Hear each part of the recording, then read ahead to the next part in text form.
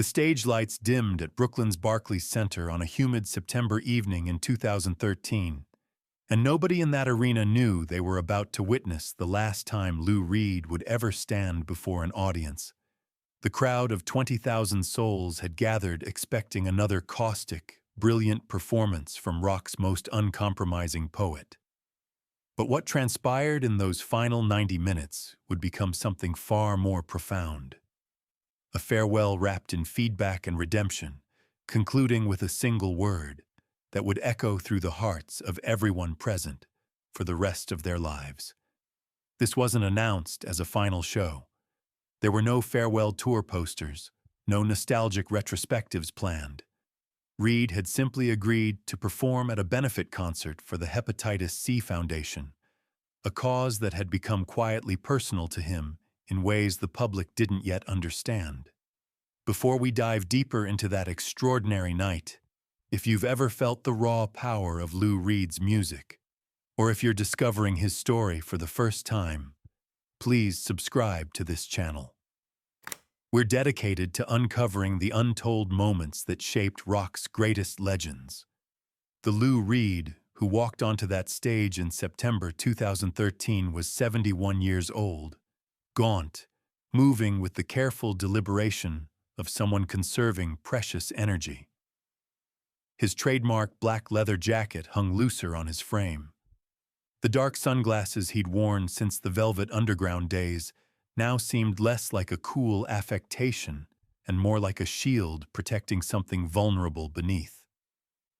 His longtime guitar technician, Stuart Herwood, would later recall the tremor in the musician's hands as he adjusted his guitar strap, a tremor that hadn't been there 6 months earlier.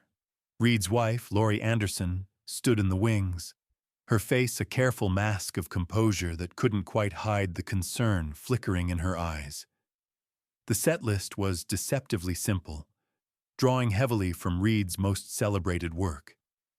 He opened with Walk on the Wild Side, that immortal anthem of New York's underground that had crossed into mainstream consciousness in 1972. The crowd sang along to every word, their voices filling the arena with warmth that seemed to surprise Reed himself. He paused between songs, longer than usual, as if gathering strength or perhaps just listening to the sound of all those voices raised in celebration of the outsiders he'd spent 50 years singing about.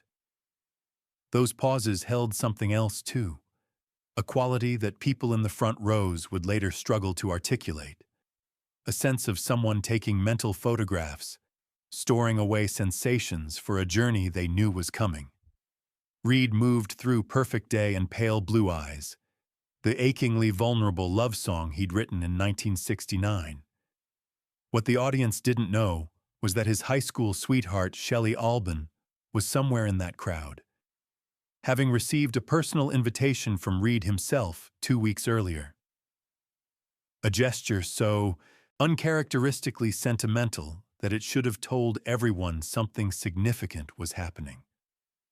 When Reed sang about what they'd made for each other, his voice cracked just slightly, and those who heard it felt something tighten in their chests. The story of how Lou Reed arrived at this moment begins in a place far darker than any concert stage. In 1959, when Louis Allen Reed was just 17 years old, his parents committed him to a psychiatric hospital in Brooklyn for electroshock therapy. Their son had confessed to having homosexual feelings, and in the brutally ignorant medical landscape of late 1950s America, this was treated as a mental illness requiring aggressive intervention.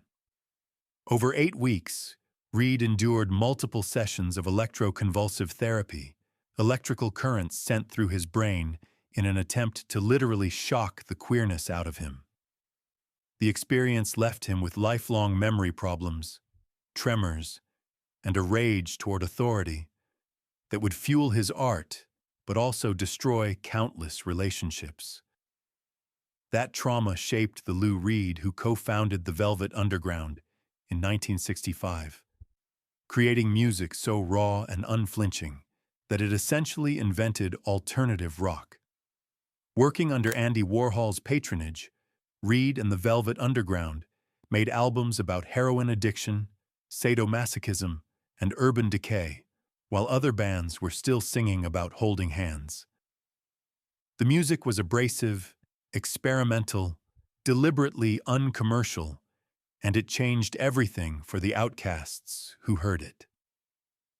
As Brian Eno famously observed, the Velvet Underground's first album only sold 30,000 copies, but everyone who bought one started a band. But success didn't cure anything. Reed's heroin addiction deepened, his behavior became increasingly erratic, and he seemed determined to sabotage every good thing that came his way. In 1975, he released Metal Machine Music, 64 minutes of pure guitar feedback noise with no songs, no lyrics, nothing remotely commercial.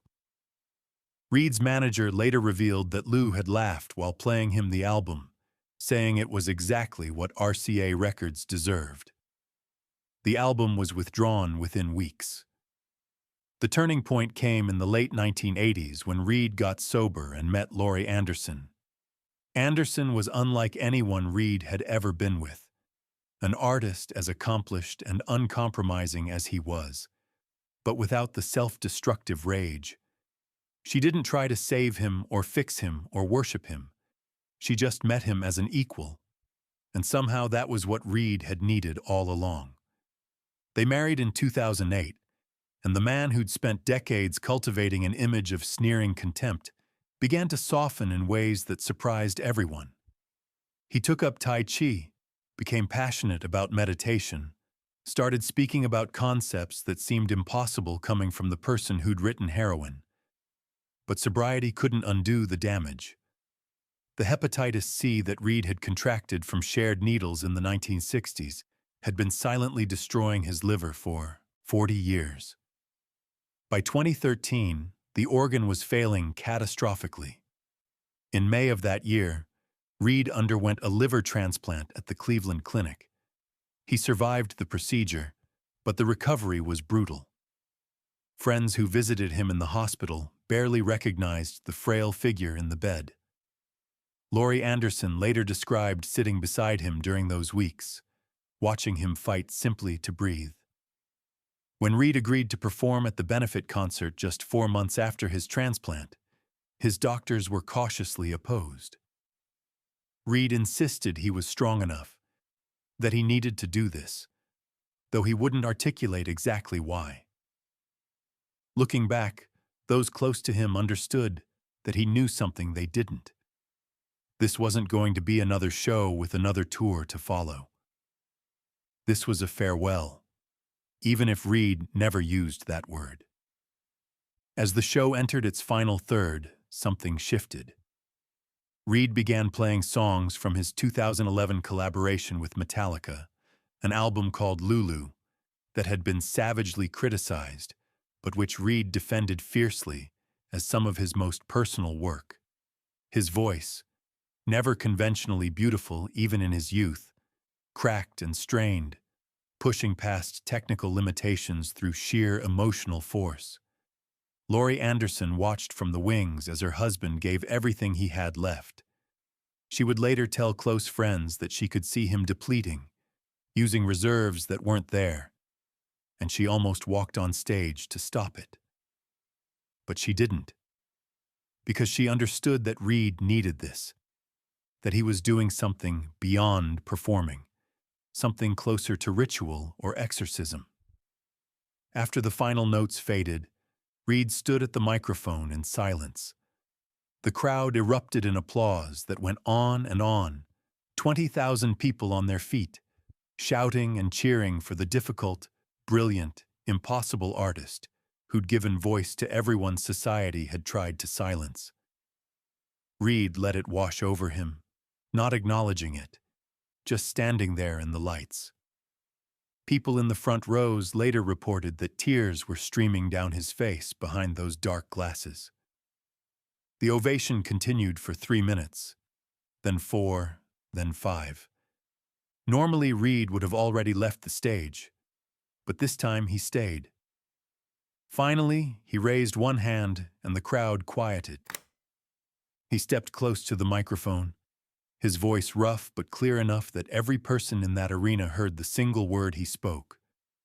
Gratitude. That was all. Just one word.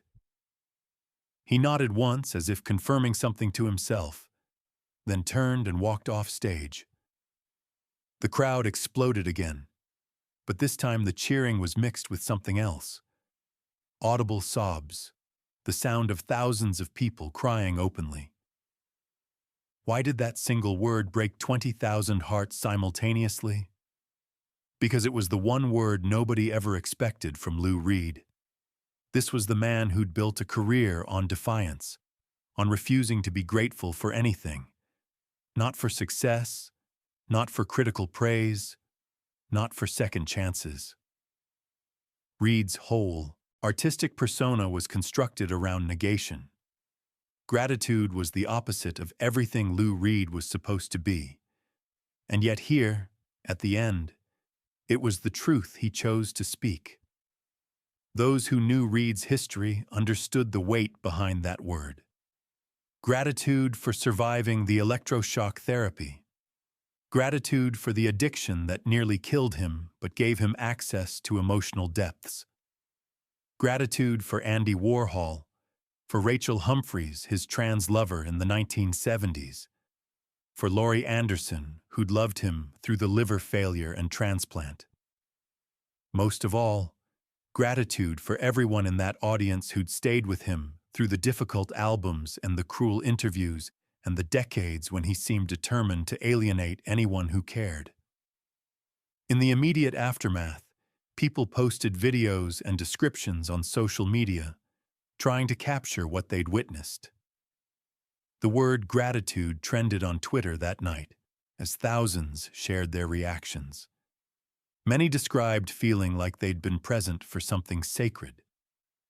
Patti Smith posted a photo of herself and Lou from the 1970s with the caption, "Gratitude received and returned." Michael Stipe wrote about seeing Lou perform years earlier and feeling, for the first time, that it was okay to be weird and queer and uncompromising in rock music. Laurie Anderson drove her husband home to Long Island that night, both exhausted and quiet. She would later reveal that Lou slept for 16 hours straight, his body completely spent. When he woke up, he told her that he'd said what he needed to say and that he was ready for whatever came next. Over the following weeks, he continued his Tai Chi practice, walked on the beach, and worked on new music. To observers, it seemed like he was recovering. Only those closest to him recognized that he was actually organizing his affairs, making peace, preparing. On October 27, 2013, just 6 weeks after that final concert, Lou Reed died at his home with Laurie Anderson beside him. The cause was liver disease, complications from the transplant that his weakened body couldn't overcome. He was 71 years old. Anderson later described his final hours, detailing how Reed had spent his last day doing Tai Chi in their yard. He died just before noon, in his own bed, on his own terms. The obituaries struggled to capture the complexity of Lou Reed's legacy. He'd been a pioneer who brought literary sophistication and taboo subjects to rock music, a difficult genius who'd alienated as many people as he'd inspired, an addict who'd survived when many contemporaries hadn't, a queer icon who'd lived long enough to see battles he'd fought through art become mainstream conversations. But for the 20,000 people who'd been at the Barclays Center that September night, the defining memory would always be that single word: gratitude.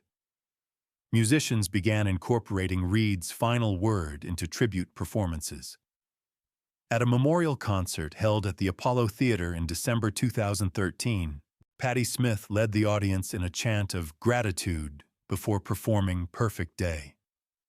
The word became a benediction, a way for the rock community to honor Reed's memory while acknowledging the difficult path he'd walked.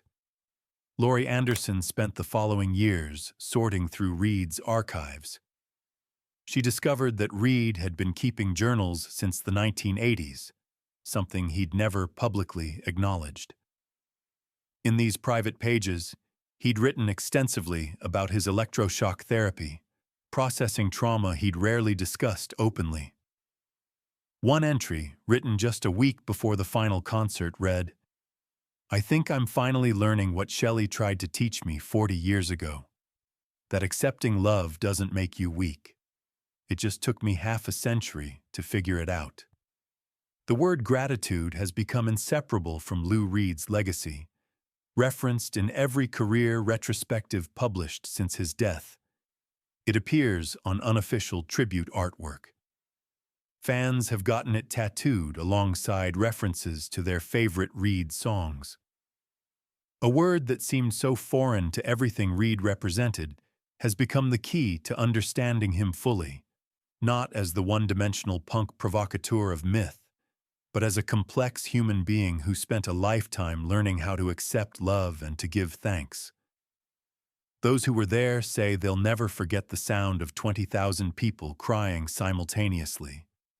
It was cathartic and overwhelming, a collective release transcending typical boundaries of performer and audience. For those minutes after Reed spoke his final word, the Barclays Center became a sanctuary where everyone was connected by their love for this difficult, beautiful artist, and by their shared understanding that they'd just witnessed something unrepeatable. They'd seen Lou Reed, who'd spent his entire life being told he needed to change, choose his own transformation on his own terms. And now, more than a decade later, that word still echoes. Gratitude, spoken in a voice ravaged by age and illness, heavy with the weight of everything it meant to say it.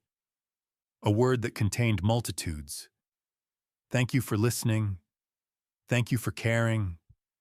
Thank you for letting me be exactly who I needed to be. Thank you for this life with all its damage and beauty.